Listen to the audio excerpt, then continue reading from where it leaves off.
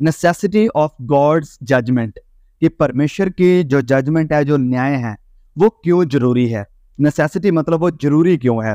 सो परमेश्वर का न्याय क्यों जरूरी है, आज आप इस वीडियो में जानने के बाद आपको बहुत सी बातें क्लियर होंगी। नो, जब हम बात करते हैं प्रभु यीशु मसीह के आगमन की, तो प्रभु यीशु कैसे आएंगे।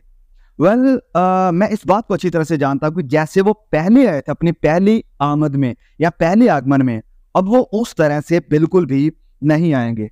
जब वो पहली बार आए तो बहुत सारे जो चांद तारे हैं उन्होंने साइन नहीं दिए थे।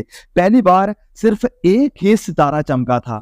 बड़ी गर्जनें नहीं हुई, बड़े बादल नहीं चमके, बड़ी लाइटिंग नहीं हुई, बड़ी बिजलियां नहीं चमकी, सिर्फ एक तारा चमका था। लेकिन उनके दूसरी आगमन में बहुत सारी बिजलियां चमकेंगी। वचन में लिखा है कि प्रभु यीशु का, मनुष्य के पुत्र का चिन्ह आकाश में दिखाई देगा, सभी को दिखाई देगा। जब वो पहली बार आए तो वो बहुत ही हम्बल बनकर आए, मतलब वो नम्रता के साथ आए। लेकिन जब वो दूसरी बार आ रहे हैं तो वो बड़ी महिमा के साथ आ रहे हैं, अपने सामर्थ्य दूतों के साथ आ रहे हैं। जब वो पहली बार आए इस दुनिया में तो वो मुआफी को लेकर आए, वो उद्धार को लेकर आए। लेकिन जब वो दूसरी बार आएंगे तो वो अपने लोगों को चैन देने के लिए, और जिन्होंने उसके ऊपर विश्वास नहीं किया, जिन्होंने उसके वचनों को एक्सेप्ट नहीं किया, जिन्होंने उसकी कुर्बानी को तुच्छ समझा, वो उन्हें सजा देने के लिए आ रहा है। तो ऐसे बहुत सारे हम डिफरेंसेस देख सकते हैं। अगर हम इसे कंपेयर करने बैठ गए तो काफी वक्त निकल जाएगा। लेकिन जैसे मैं बता रहा हूं कि जैसे वो पहले आए थे, दूसरा उनका आगमन ऐसे नहीं होगा। अब दूसरा सवाल ये आता है कि प्रभु यीशु कब आएंगे, when is he coming back.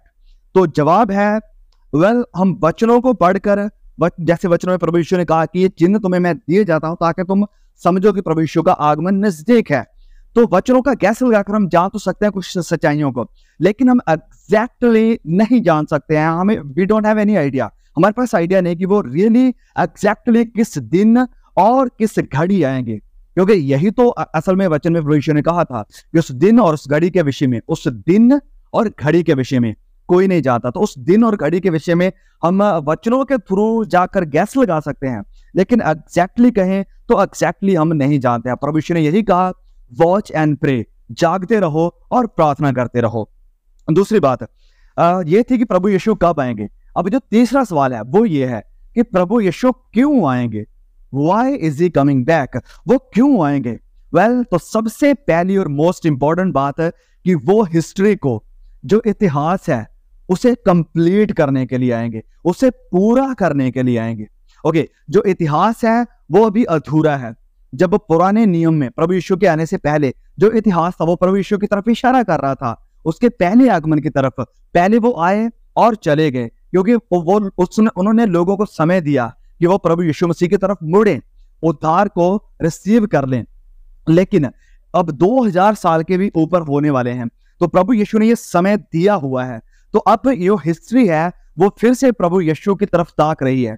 पुराना नियम भी प्रभु यीशु की तरफ ताकता था उसकी पहली आगमन के लिए, अब जो हिस्ट्री है वो भी प्रभु यीशु मसीह की तरफ ताक रही है उसके दूसरे आगमन के लिए।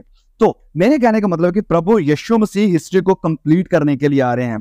नाउ पहली बार जब प्रभु यीशु मसीह आए, तो पहली बार जब वो आए तो उन्होंने हिस्ट्री को स्प्लिट किया मतलब कि उन्होंने इसे दो हिस्सों में बांट दिया। एक था BC और दूसरी तरफ है AD। आप इसे जो न्यू लैंग्वेज बना ली है उन्होंने, उसे CE कह लो या BCE कह लो, वो बात अलग है। लेकिन हम एक बात जरूर जानते हैं, चाहे आप AD या BC कह लो, चाहे आप BCE या CE कह लो, बात असल में या रियलिटी असल में ये है कि इन दोनों को गैप देने वाले या दोनों को बांटने वाले, स्प्लिट करने वाले हमारे मसीह यीशु ही हैं। एक बार उसके नाम की तारीफ करें मसीह यीशु के लिए, इस बात के लिए कि इतिहास को उन्होंने ही बांटा है। ओके, तो पहली बार उन्होंने इतिहास को बांटा, लेकिन दूसरी बात, जब दूसरी बार वो आएंगे इतिहास को कंप्लीट करेंगे। एक और बात कि वो क्यों आएंगे, जैसे अभी हम भजन में गा रहे थे कि वायदों को पूरा करने वो आ रहा है। जो वायदे उसने किए हैं, जो बातें उसने करी थी, उन्हें पूरा करने के लिए। क्या थे उसके वायदे? बहुत सारे। जब आप मत्ती 24 में पढ़ेंगे, वहां पर तुम्हें रेफरेंसेस नहीं जा रहा दूंगा क्योंकि हमारा टॉपिक वो नहीं है, मैं बस कुछ चीजों को कवर करने की कोशिश कर रहा हूं। तो वायदे उसके बहुत सारे हैं। मत्ती 24 में उसने कहा कि जब हम पढ़ते हैं, प्रभु यीशु ने कहा था कि मैं अपने सामर्थी दूतों को भेजूंगा तब, और वो अपने चुने हुओं को इकट्ठा करेंगे। तो अपने चुने हुओं को इकट्ठा करने के लिए उसका ये भी वादा। फिर जब हम यूहन्ना अध्याय 14 में पढ़ते हैं, वो भी बात यहाँ आज के भजन में मेंशन करी गई कि दिल ना घबराए तुम्हारा। ओके, तो वहां पर प्रभु यीशु मसीह यूहन्ना 14 में क्या कहते हैं कि तुम्हारा मन व्याकुल ना हो, मतलब उर्दू में कहे कि तुम्हारा दिल ना घबराए, तुम पिता पर ईमान लाते हो, मुझ पर भी ईमान रखो, मेरे ऊपर भी विश्वास रखो, तुम पिता पर विश्वास करते हो। तो वो इन सारे वायदों को पूरा करने के लिए प्रभु यीशु दोबारा आ रहे हैं। और फिर तीसरी और बहुत ही जबरदस्त जो चीज है वो है कि प्रभु यीशु इस दुनिया का न्याय करने के लिए आ रहे हैं, पूरी कायनात का न्याय करने के लिए आ रहे हैं। तो न्याय के लिए हम आज के इस मैसेज को शुरू करेंगे, क्योंकि आज के हमारे मैसेज का टाइटल यही है, द नेसेसिटी ऑफ जजमेंट। अब जरूरी हमारी ये सवाल ये है कि ये जरूरत क्या है, क्यों जरूरी है न्याय का करना। वेल, हम उसे आगे कवर करते हैं, लेकिन उससे पहले चलिए हम कुछ बाइबल के वचनों को देख लेते हैं, जो कि मैंने चैट में ऑलरेडी डाल दिए हैं। आप वहां से निकाल सकते हैं और वचनों को सीधा खोल सकते हैं वहां से। प्लीज आप चैट को ओपन करके खोल सकते हैं, और जिसके पास आपके बाइबल है आप अपनी बाइबल को खोलें। और सबसे पहले हम पढ़ेंगे इब्रानियों अध्याय 9 वचन 27। काफी फेमस वचन, आप में से बहुत से लोग जानते होंगे। इब्रानियों अध्याय 9 और उसके वचन 27 को हम पढ़ेंगे।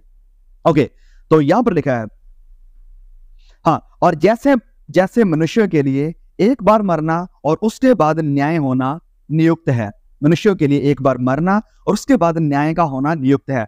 सो मेरी रिक्वेस्ट है, प्लीज अपने माइक को ऑफ रखना, माइक ऑन मत करिए। ओके, दूसरे वचन की तरफ बढ़ते हैं। दूसरा वचन है प्रेरितों के काम, प्रेरितों के काम अध्याय 17 और उसके वचन 31 वचन को पढ़ेंगे।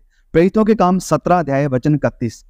क्योंकि उसने एक दिन ठहराया है जिसमें वह उस मनुष्य के द्वारा धार्मिकता के साथ जगत का यानी पूरी दुनिया का न्याय करेगा, जिसे उसने ठहराया है, और उसे मरे हुओं में से जिलाकर ये बात सबके ऊपर प्रमाणित कर दी है।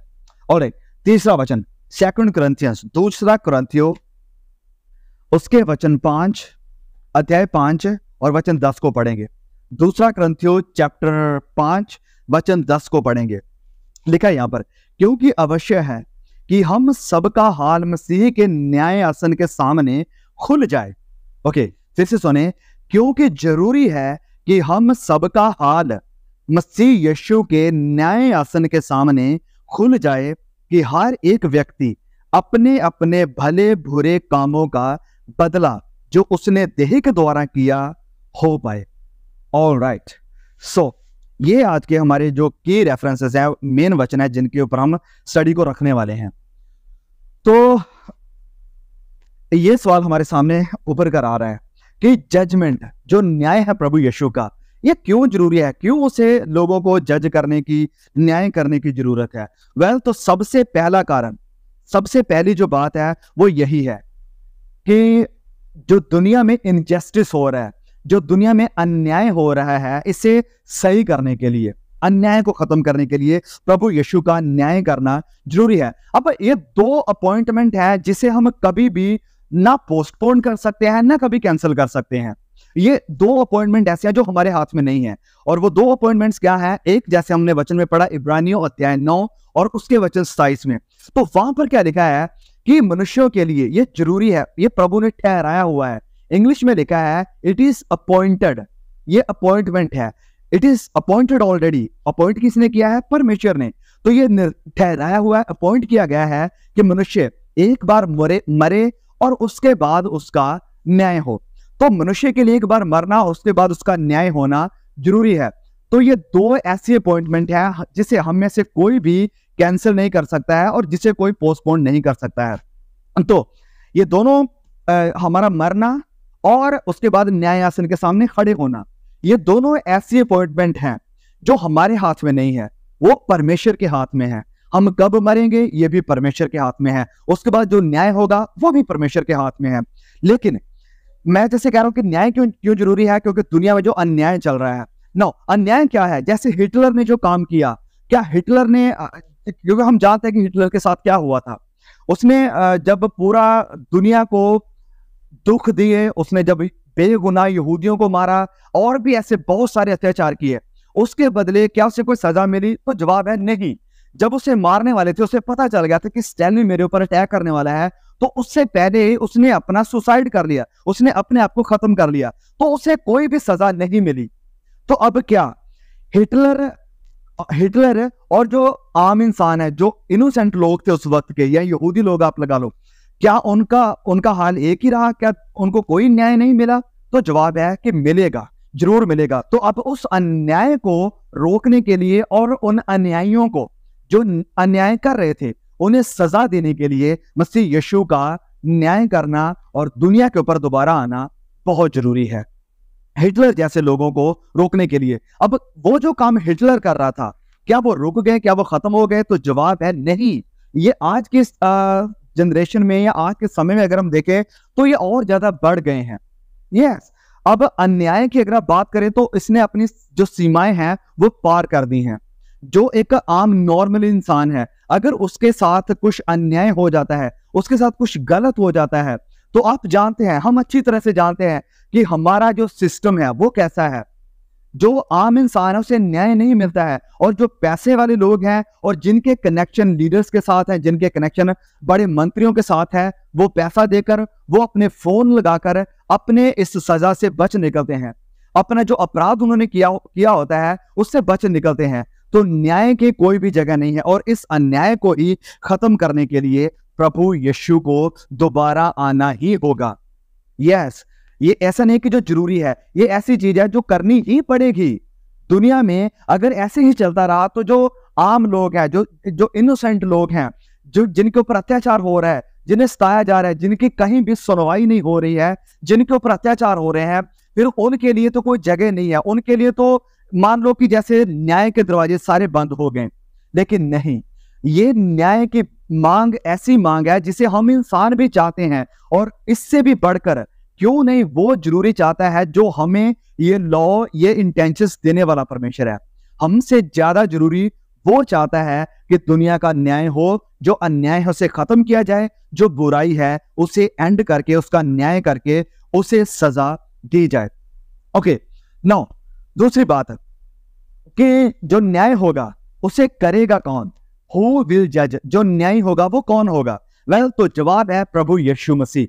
दूसरा सवाल है हमारा कि न्याय करेगा कौन? तो न्याय करेंगे प्रभु यीशु मसीह। अब ये सवाल है कि क्यों प्रभु यीशु ही, क्यों वो न्याय करेंगे?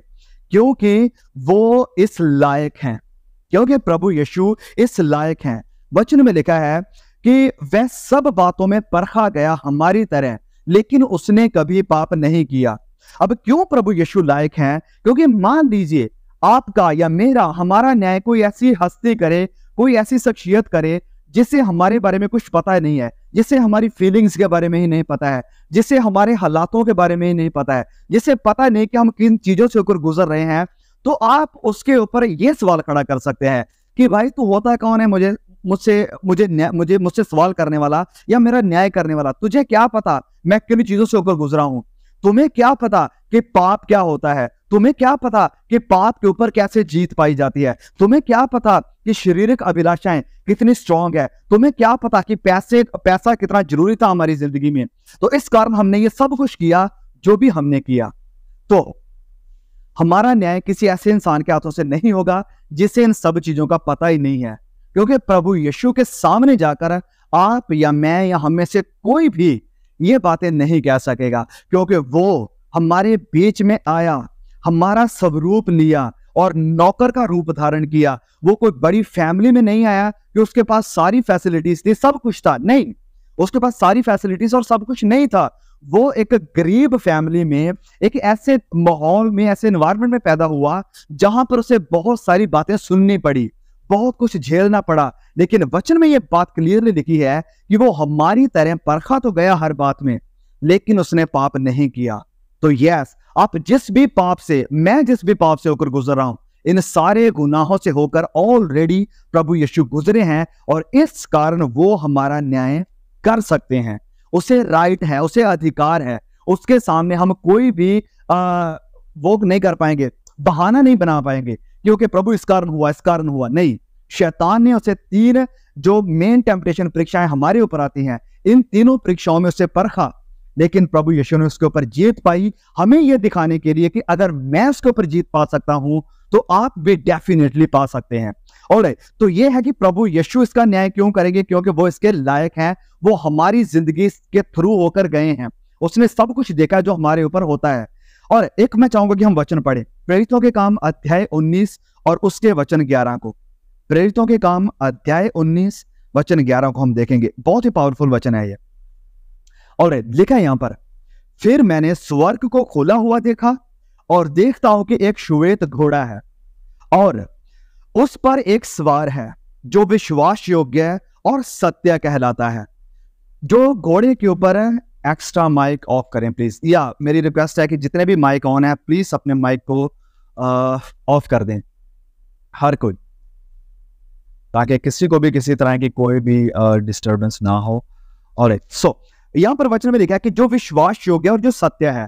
विश्वास योग्य मतलब जो वफादार है, जो धर्मी है, और उसके बाद लिखा है कि जो सत्य कहलाता है, ही इज ट्रूथ। ये नहीं कि उसमें सच्चाई है, ये नहीं कि उसमें सच्चाई है, वरन वो खुद ही सच्चाई है।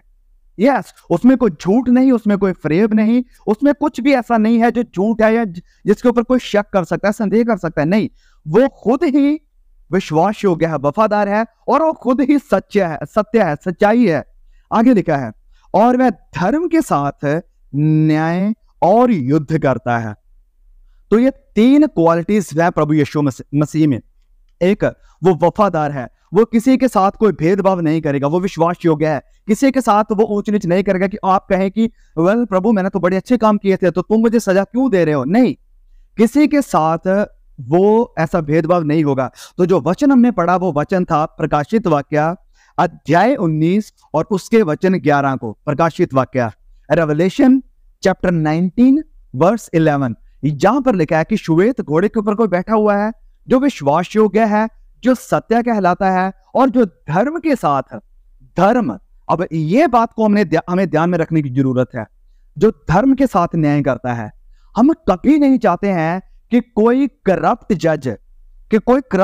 जज जो घूस लेता है, जो लोगों की सिफारिशों के ऊपर काम करता है, कि अगर उसे किसी का फोन आ गया तो वो सच्चा न्याय नहीं करेगा, वो एक तरफा न्याय करेगा। नहीं, प्रभु यीशु से हम कभी भी ये एक्सपेक्ट नहीं कर सकते हैं।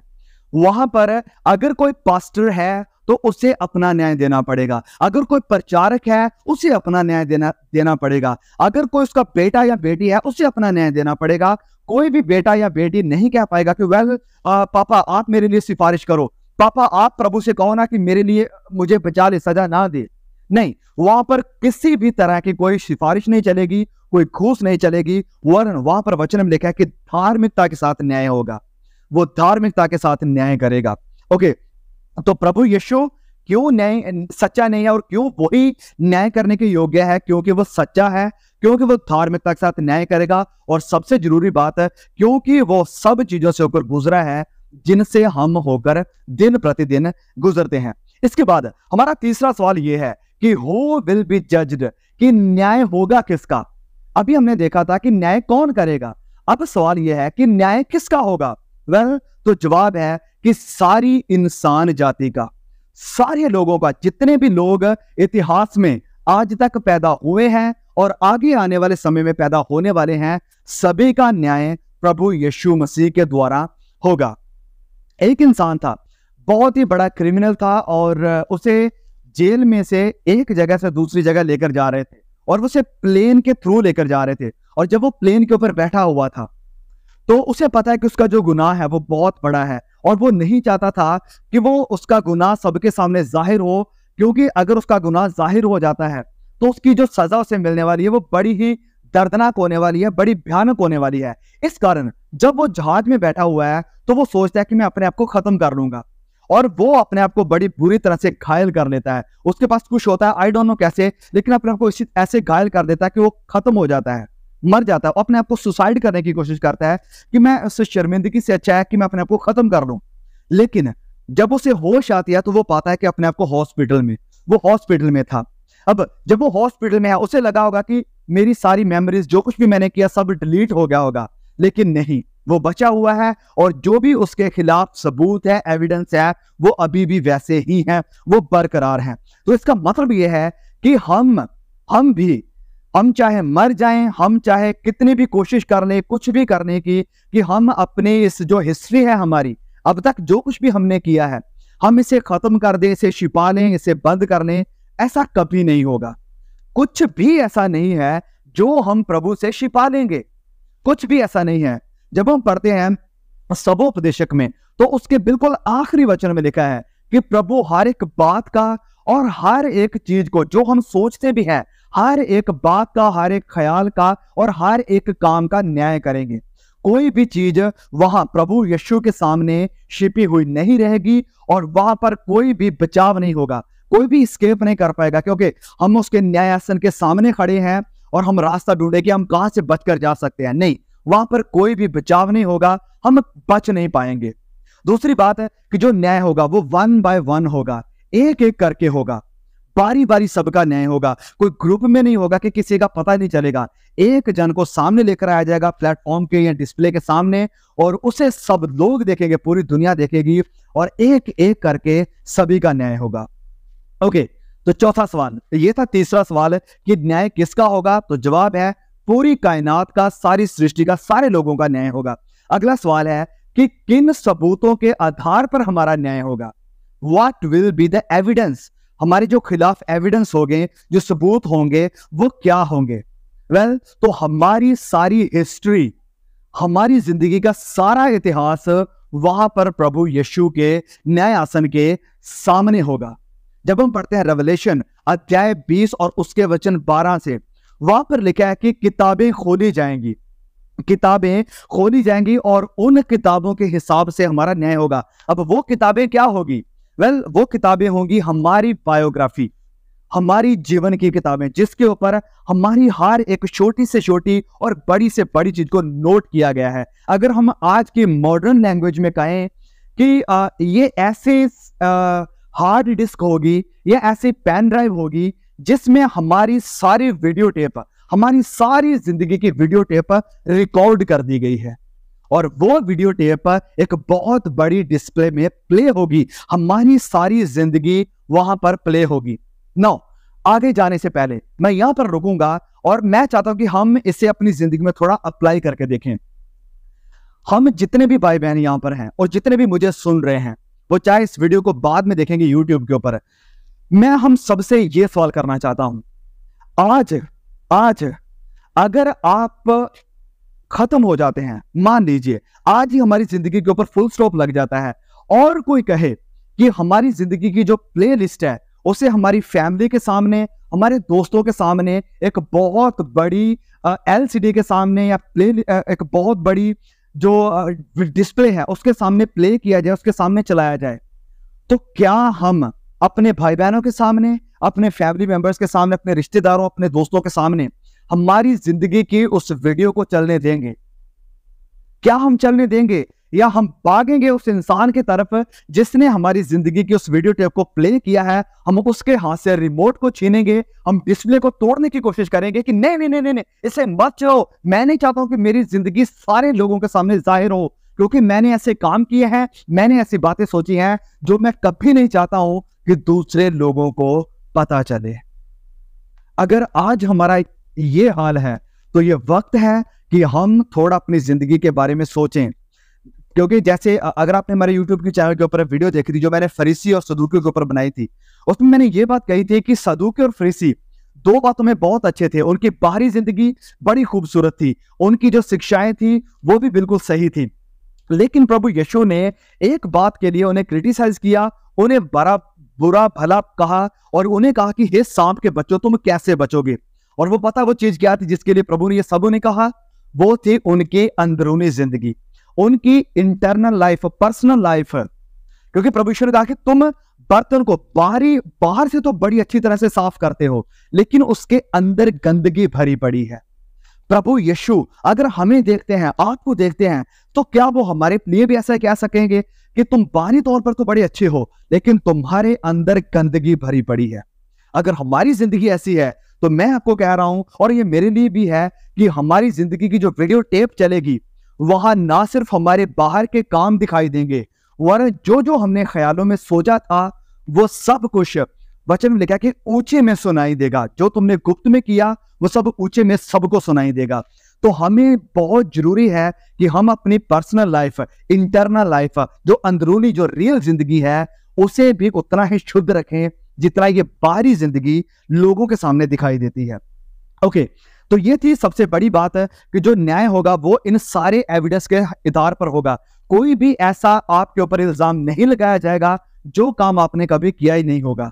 आप कभी कह नहीं पाएगा कि प्रभु नहीं, ये आप गलत बोल रहे हैं, ये झूठा इल्जाम मेरे ऊपर लगाया जा रहा है। नहीं, हम कोई भी ऐसा नहीं कह पाएंगे, क्योंकि वहां पर हर एक चीज प्ले हो जाएगी, वहां पर हर एक चीज सुनाई देगी, जो हमने सोची है, जो भी हमने करी है। तो यस, किस आधार पर हमारा न्याय होगा? हमारी जिंदगी की पूरी वीडियो टेप वहां पर सारे लोगों को सुनाई देगी, किताबें खोली जाएंगी। और मैं एक बात को यहां पर और क्लियर करना चाहता हूं कि प्रभु यीशु किसी का भी न्याय उसके कलर के आधार पर नहीं करेंगे कि ये इंसान काला है या ये गोरा है, ये ब्राउन है, ये बड़ा वाइट है। नहीं, किसी का भी न्याय उसके कलर के आधार पर नहीं होगा। किसी का भी फेशियल कलर या स्किन का कलर उस जगह उस वक्त मायने नहीं रखेगा। किसी का भी न्याय उसके प्रोफेशन के आधार पर नहीं होगा कि वो काम क्या करता था। नहीं, काम क्या करता है इस बात के ऊपर मायने नहीं रखता, लेकिन आप उस काम को किस इंटेंशंस के साथ कर रहे हैं, क्या प्योरिटी के साथ कर रहे हैं, क्या परमेश्वर का भय मानते हुए कर रहे हैं, क्या मन की सच्चाई के साथ और सही तरह से कर रहे हैं। सो काम के आधार पर हमारा न्याय होगा। न्याय नहीं होगी हमारा प्रोफेशन क्या है, क्या हम पुलिस में थे, क्या हम आर्मी में थे, क्या हम डॉक्टर थे, क्या हम ड्राइवर थे, या कोई भी काम आप लगा लो, हमारे प्रोफेशन के आधार पर हमारा न्याय नहीं होगा। हमारा न्याय होगा इस बात पर कि क्या हमने प्रभु यीशु को अपनी जिंदगी में रिसीव किया, उसने जो इतना बड़ा सैक्रिफाइस हमारे लिए किया, उसने जो परमेश्वर होते हुए इंसान का रूप धारण किया, क्या हमने उसके सैक्रिफाइस की, उसकी इस कुर्बानी की इज्जत करी। उसके बाद उसे रिसीव करने के बाद क्या हमारी जिंदगी वैसी थी जैसे वो चाहते थे कि होनी चाहिए। और तो ये थी चौथी बात कि हमारा न्याय किन सबूतों के आधार पर होगा। ये हमारी जितनी भी जिंदगी की बातें हैं वो सारी की सारी प्रभु यीशु मसीह के सामने खुल जाएंगी। और प्रभु यीशु के बारे में जैसे हमने पढ़ा प्रकाशित वाक्य अध्याय 19 और उसके वचन 11 में कि प्रभु यीशु विश्वास योग्य है और वो सत्य है और वो धर्मी है, तो वो धार्मिकता के साथ न्याय करेगा। Jesus is fair, Jesus is clear and Jesus is true in all of his judgments. वो अपने हर एक बात में और हर एक न्याय में प्रभु यीशु स्पष्ट हैं, वो फेयर हैं, कुछ भी अनफेयर नहीं होगा, और वो पूरी तरह से सच्चे हैं, वो धर्मी हैं। उसके सामने हम कुछ भी ऐसा नहीं कह पाएंगे कि जो बातें हमारी जिंदगी की हों लेकिन उसके सामने कंट्राडिक्ट करें। नहीं, हम उसके न्याय आसन के सामने खड़े नहीं रह पाएंगे। जब हमारी वीडियो टेप चलेगी हम भागेंगे कि प्रभु प्लीज मुझे नर्क में भेजना है तो भेज दो, लेकिन मेरी ये जिंदगी की टेप प्लीज लोगों को मत दिखाओ लोगों के सामने, क्योंकि मैं ये दिखावा करता था। लोग जानते थे मेरे बारे में कि ये तो बड़ा बढ़िया प्रचारक है, इसे तो बड़ा वचनों का ज्ञान है। लोग मेरे बारे में ये कहते थे कि ये तो बड़ा बाइबल पढ़ती है या पढ़ता है, ये तो बड़ी प्रार्थना करती है या करता है। लेकिन प्लीज प्रभु लोगों के सामने मुझे शर्मिंदा मत करो, मेरी इस वीडियो टेप को बंद कर दो। क्या हम उस समय ऐसा करेंगे? अगर हम नहीं चाहते कि हमारा हाल उस वक्त जब न्याय हो ऐसा हो, तो हमें आज से ही अपनी जिंदगी को तब्दील करने की जरूरत है। वेल, तो हमारे लिए क्या गुड न्यूज है, हमारे पास क्या उम्मीद है? तो उम्मीद है सिर्फ और सिर्फ मसीह यीशु की सलीब, द क्रॉस ऑफ क्राइस्ट, मसीह यीशु की क्रूस। हम वचन पढ़ेंगे 2 कुरिन्थियों अध्याय 5 और उसके वचन 21 को खोलिए। 2 कुरिन्थियों अध्याय 5 और उसके वचन 21 को पढ़ेंगे।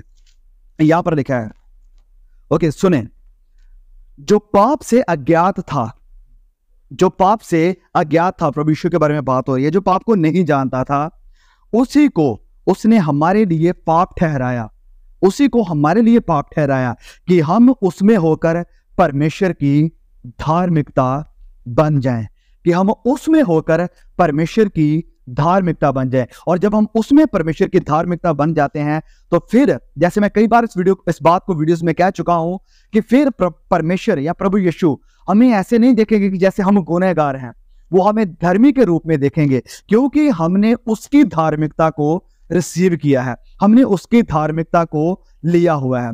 सो प्रभु यीशु ही हमारी आखिरी उम्मीद है और ओनली उम्मीद है, वो ही हमारी एकमात्र उम्मीद है।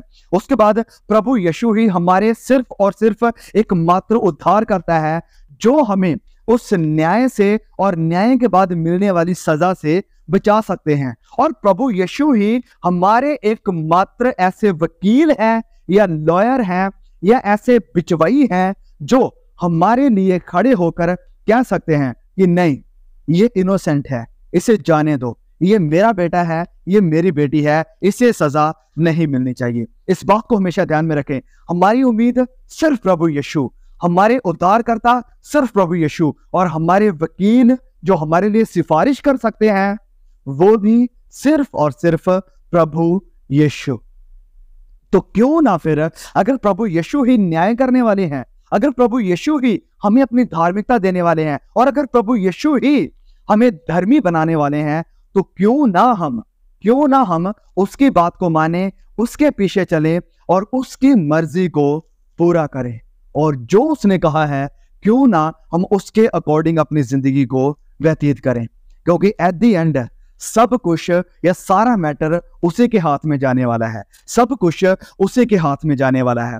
देखिए, हम सब लोग कहते हैं प्रभु यीशु को कि वो हमारा प्रभु है, वो हमारा प्रभु है। अब प्रभु का मतलब क्या होता है? प्रभु होता है लॉर्ड, मास्टर। जैसे मैं कई बार पहले भी कह चुका हूं, प्रभु होता है मास्टर, जो हमारे ऊपर रूल करता है, जो हमारे ऊपर प्रभुता करता है, जो हमें बताता है कि हमें क्या करना है और क्या नहीं करना है।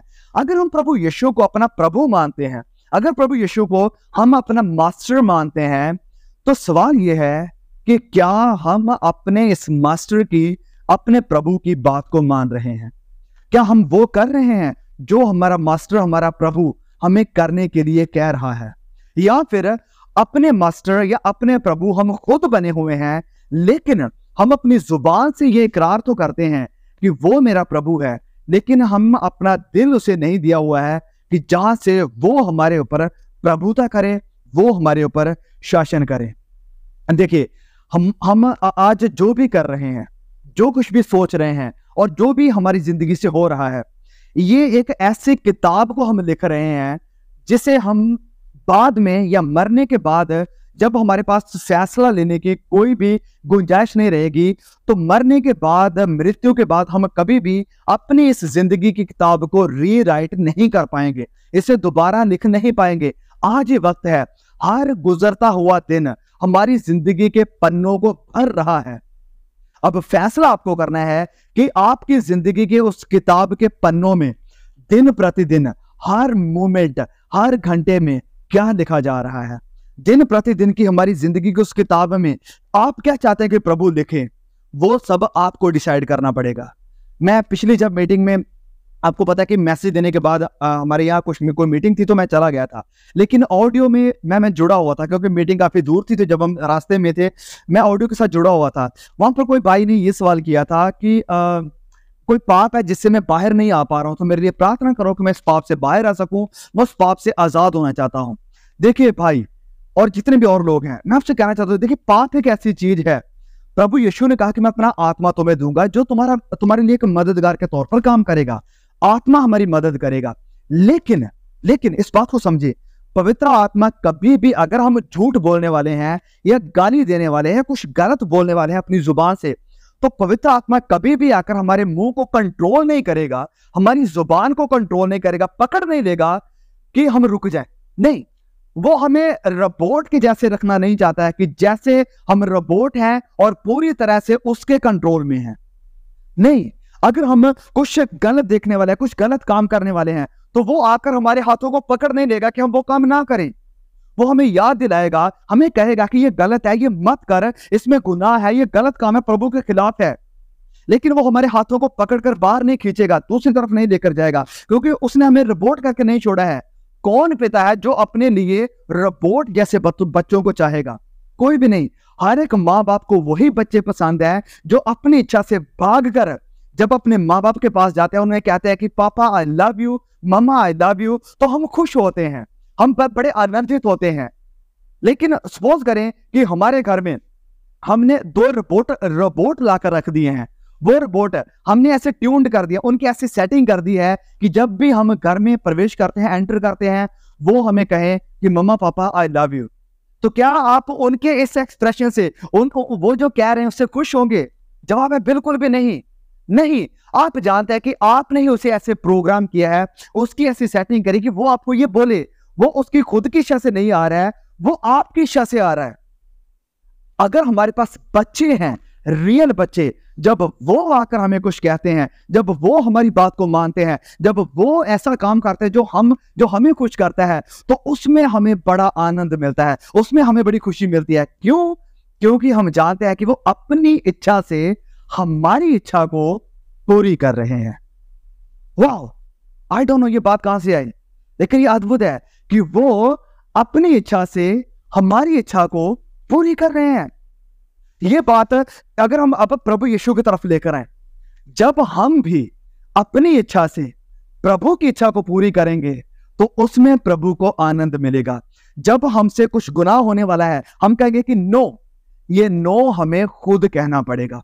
पवित्र आत्मा हमें अंदर से कायल करेगा, हमें अंदर से आवाज देगा, हमें बोलेगा कि ये गलत करने जा रहा है, ऐसा मत कर। लेकिन उसे नो कहना, ये उस गुनाह से भागना हमारी रिस्पॉन्सिबिलिटी है। अपने हाथों को, अपने पाँव को उस स्थान से, उस जगह से, उस सिचुएशन से दूर लेकर जाना जहां से गुनाह होने वाला है, वो हमारे हाथ में है। उस गुनाह को नो बोलना हमारी जुबान पर है। तो इस कारण मैं आपसे कहना चाहता हूं, हम खुद भी नो कहना सीखें, हम खुद की इच्छा से गुनाह से भागना सीखें। इससे प्रभु की इच्छा को हम पूरा कर पाएंगे, इससे ही प्रभु खुश होंगे, आनंदित होंगे। तो जो कुछ भी हम कर रहे हैं, इसके लिए हम टोटली और पूरी तरह से हम ही रिस्पॉन्सिबल हैं। ओके, तो जो पॉइंट, जब बात मैं कहने की कोशिश कर रहा था, अगर हम कहें प्रभु के सामने जाकर कि हे पिता, मैंने तो आपको रिसीव किया था, आपको कबूल किया था, मैंने तो पवित्र आत्मा से भी कई बार कहा कि मेरी मदद करो, लेकिन पवित्र आत्मा ने ही मेरी मदद नहीं करी, अब मैं क्या करूं? हम ऐसा नहीं कह पाएंगे, हमें खुद ना कहना पड़ेगा। हम जो कुछ भी कर रहे हैं, ये सब कुछ लिखा जा रहा है, रिकॉर्ड हो रहा है, ऑलरेडी प्रभु के हाथों में है, लेकिन हमें खुद इसे ना कहना सीखना पड़ेगा। हमें किसी दूसरे के ऊपर इल्जाम नहीं लगा पाएंगे, कभी भी नहीं। आप कभी नहीं कह पाएंगे कि वेल प्रभु, मेरी तो सास ही ऐसी थी, वो मुझे बड़ा चिढ़ाती रहती थी पूरा दिन, इस कारण मैं कुछ अनाप शराब बोलती रहती थी। आप कभी नहीं कह पाएंगे कि क्या करे प्रभु, मैंने जो बहू अपने घर में लेकर आई, वो ऐसी थी, वो काम नहीं करती थी, ये नहीं करती थी, वो नहीं करती थी, इस कारण मैं चिढ़ जाती थी और उसके बारे में बुरा भला बोलती थी और दूसरों के पास जाकर उसके विषय में उसकी निंदा करती थी। ये सारे बहानेबाजियां यहीं पर हैं। प्रभु के सामने कोई भी बहाना नहीं चलेगा। हमें जो कुछ भी किया, जो कुछ भी सोचा, वो सब प्रभु के सामने क्लियर होगा और एक एक बात का, एक एक काम का प्रभु न्याय करेंगे और उस न्याय से कोई भी बच नहीं सकता है। नो वन विल एस्केप, कोई भी नहीं बचेगा। हर किसी को, वो चाहे लंगड़ा है, वो चाहे बोल नहीं सकता है, वो चाहे सुन नहीं सकता है, हर किसी को हर एक सिचुएशन का, हर एक बात का, हर एक काम का, हर एक ख्याल का जवाब देना पड़ेगा प्रभु के सामने। तो आज हमारे पास उम्मीद है, अगर आपसे पाप हुआ, अगर आपसे गुनाह हुआ, अगर आप पाप के साथ संघर्ष कर रहे हैं, आज हमारे पास उम्मीद है कि हम उस हर एक पाप को जो हमें प्रभु से दूर करता है, जो हमें प्रभु की इच्छा को पूरी करने से रोकता है, आज वक्त है कि हम उस पाप को ना कहना सीखें, ताकि कहीं ऐसा ना हो कि प्रभु हमें ना कह दे। यस, आइए हम गुनाह को ना कहना सीख जाएं, ताकि प्रभु हमें ना बोल दे उस वक्त जब वो अपना सिंहासन इस दुनिया को जज करने के लिए लगाएगा। आइए हम अपने आप को परखें, अपने आप को जांचें कि क्या हम प्रभु यीशु की उस जजमेंट के दिन के लिए तैयार हैं, या हमारे अंदर अभी भी कमियां हैं। अगर हमारे अंदर कुछ कमियां हैं तो आज वक्त है, यस, आज वक्त है कि हम उन कमियों को अपनी जिंदगी से दूर करें, पवित्र आत्मा की मदद मांगे कि प्रभु मुझे पवित्र बना। पवित्र आत्मा से कहें कि पवित्र आत्मा तो पवित्र है, मैं भी तेरे जैसे पवित्र बनना चाहता हूं, मेरी मदद कर। गुनाह को ना बोलने में मेरी मदद कर, गुनाह से दूर भागने में मेरी मदद कर। एक वचन पढ़ूंगा, उसके बाद हम वचन को यहाँ पर रोकेंगे। ओके, मैंने बाइबल को साइड रख दिया था, लेकिन ये वचन मुझे याद आया और मैं चाहता हूं कि हम इसे पढ़ें। ये बड़ा खूबसूरत वचन है। हम पढ़ेंगे पहला यूहन्ना अध्याय 2। यूहन्ना की इंजील, जब आप यूहन्ना की इंजील नहीं, पहला यूहन्ना की पत्री प्रकाशित वाक्य के पीछे आ जाइए, तो वहां पर आपको यूहन्ना की तीनों पत्रियां देखने को मिल जाएगी। सो पहली पत्री को खोलिए, पहला यूहन्ना अध्याय 2 और उसके वचन 28 को पढ़ेंगे।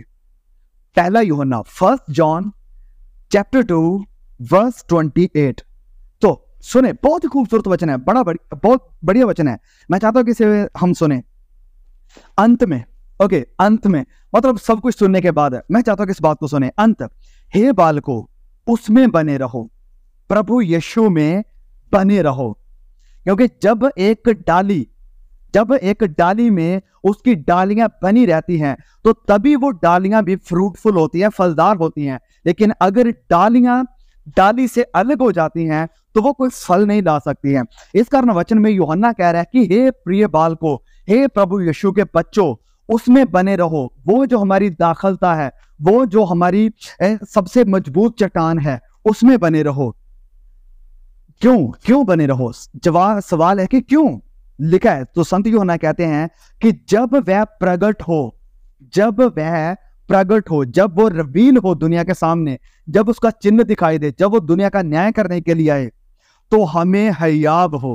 हमें हयाब मतलब करज, मतलब हिम्मत, मतलब हौसला हो। हमें करज हो और हम उसके आने पर उसके सामने लज्जित ना हो। वाह! तो दो बातें यहां पर लिखी गई हैं। सबसे पहले कहा गया कि उसमें बने रहो, मसीह यीशु में बने रहो। किसी भी तरह से गुनाह के बहकाव में आप गुमराही में आकर उससे दूर ना हो जाए, उसमें बने रहें। हर तरह की टेम्पटेशन में, परीक्षा में, संघर्ष में, स्ताव में, क्लेश में, हर एक सिचुएशन में उसमें बने रहे। तो सवाल है कि क्यों? संत यूहन्ना कहता है क्यों? क्योंकि जब वो प्रकट होगा, जब वो दुनिया के ऊपर आएगा, जब वो प्रकाशित वाक्य अध्याय 6 वचन 15, 16 और 17 में जैसे लिखा है, जो मोहर खोली जाएगी जब छठी, तो जब वो प्रकट होता है तो उसके सामने हमें हयाब हो, हमें हिम्मत हो कि वाह, हमारा प्रभु हमें लेने के लिए आ रहा है। दूसरी तरफ वो लोग होंगे जिनके विषय में कहा गया है कि कहीं ऐसा ना हो कि हम उसके आने पर लज्जित हों। यह वचन में क्लियर लिखा है, फिर से सुने, कि जब वह प्रकट हो तो हमें हियाब हो और हम उसके आने पर उसके सामने लज्जित ना हो। तो प्रभु यीशु के सामने बड़ी कैटेगरियां नहीं होगी जब प्रभु यीशु का आगमन होगा, जब न्याय होगा। सिर्फ दो ही कैटेगरी के लोग होंगे, एक वो जिन्होंने इसे कबूल किया और एक वो जिन्होंने उसे रिजेक्ट किया। एक वो होंगे जो उसे आते देखकर खुश होंगे और दूसरे वो होंगे जो उसे आते देखकर लज्जित होंगे कि ये क्या होने वाला है, मैंने तो ये सोचा ही नहीं था, ये क्यों हो रहा है, मैंने तो गलत काम किया, मैं तो उसके साथ सही नहीं हूं। तो हम क्या चाहते हैं कि जब प्रभु यीशु मसीह आए कि क्या हमें करज हो, क्या हमें हियाब हो कि हम उसके सामने खड़े होने के लिए तैयार हैं, या हम लज्जित हों उसको आते हुए देखकर। जैसे हम डैनियल की किताब अध्याय 12 में भी पढ़ते हैं, मैं वहां पर नहीं जाऊंगा, मैं जानता हूं टाइम काफी हो गया। वहां पर भी लिखा है कि प्रभु यीशु के सामने सब लोग खड़े होंगे, कुछ होंगे जो सदा के आनंद के लिए और कुछ होंगे जो सदा के लिए लज्जित ठहरने के लिए, जो हमेशा हमेशा की शर्मिंदगी में जाने के लिए होंगे। तो आज फैसला हमारे हाथ में है। मृत्यु के बाद, डेथ के बाद, या प्रभु यीशु के आगमन के वक्त वो फैसला उसके हाथ में चला जाएगा। तो जब तक फैसला हमारे हाथ में है, आइए हम इस फैसले को सही करें कि ये फैसला जो हम कर रहे हैं ये ऐसा फैसला हो जो कि प्रभु यीशु के आगमन के वक्त हमें हिम्मत दे, हमें तसल्ली दे और हमें खुश करे कि वेल हमारे लिए उम्मीद आ रही है। सो परमेश्वर आज के इन वचनों से आपको बहुत ब्लेस करें, बहुत ज्यादा आशीष दे। आइए हम सब अपनी आंखों को बंद करें और हमारे साथ पास्टर सुखविंदर जी जुड़े हुए हैं कनाडा से, और पास्टर जी जय मसीह की जी आ रही है। और आइए जो वचन हमने सुने हैं, मैं चाहूंगा कि पास्टर जी इन वचनों के लिए प्रार्थना करें, जो वचन हमने सीखे हैं इनके लिए प्रार्थना करें, और हम सब के लिए प्रार्थना करें कि हम सब इन वचनों के द्वारा और इन वचनों के ऊपर चलने वाले हों और प्रभु यीशु के आगमन के लिए ऐसे तैयार हो कि उससे आते देखकर हम आनंदित हों। चलिए पास्टर जी, आप हमें प्रार्थना में लीड कर सकते हैं। Thank you Jesus.